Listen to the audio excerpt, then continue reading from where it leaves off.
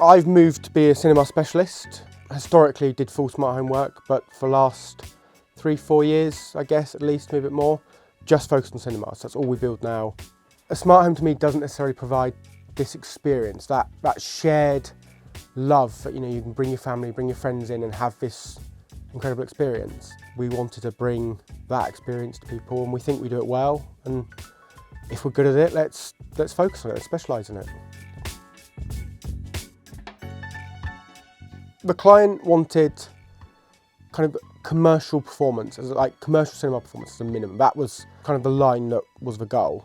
This room uses the ITU recommended listening room reverberance time. So it's calculated with a formula. We've taken the volume of the room, we've used a formula. We knew exactly how this room was going to sound across 8 octaves. So we've planned it from 63 Hertz to 8,000 Hertz.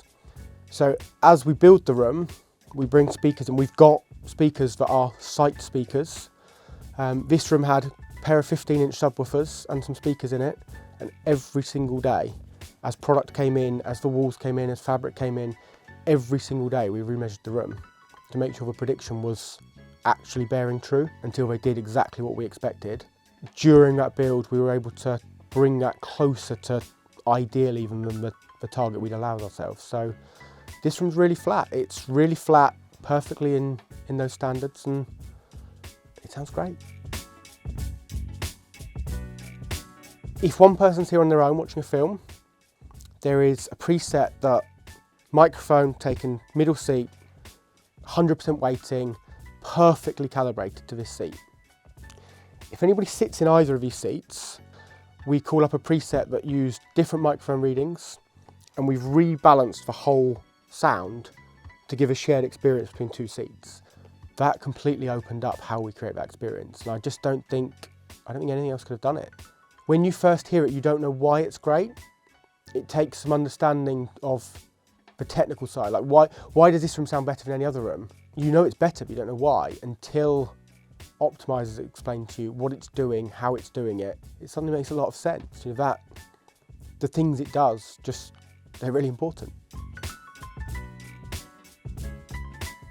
When a client's paid us a lot of money to design a room that only exists on paper until the day we start building it, we can't rely on an opinion. So we have to work with brands that believe in engineering, that provide data, that have a solution that is repeatable and is going to always deliver the same thing. So for me personally, having access to some of the most senior Trinnov staff globally from different territories, I've learned a huge amount. For me personally as a resource, it's been incredible.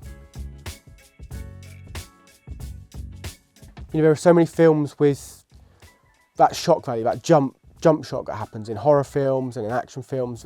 There's that surprise, and that surprise comes from dynamics and timing and accuracy, and that whole experience is born from things working correctly. So I don't think any other product we work with I can recall such big differences so quickly, or even to be able to create those differences. You know, we are remapping the whole presentation when someone sits here. We move the reference position to share an experience so they get the same. This room was recognised by CEDIA for following standards, and that's something we're really proud of. We've found all the standards, we've worked out what is going to be required to generate the experience we want, and then we just engineer something that fits that brief. And it's not acceptable to me to sell ever increasingly expensive equipment and get 80% of it, because the client's paid for a brilliant product. They want it used brilliantly. We spend a lot of time engineering that. I guess that's why clients phone us when they phone us, because they want that.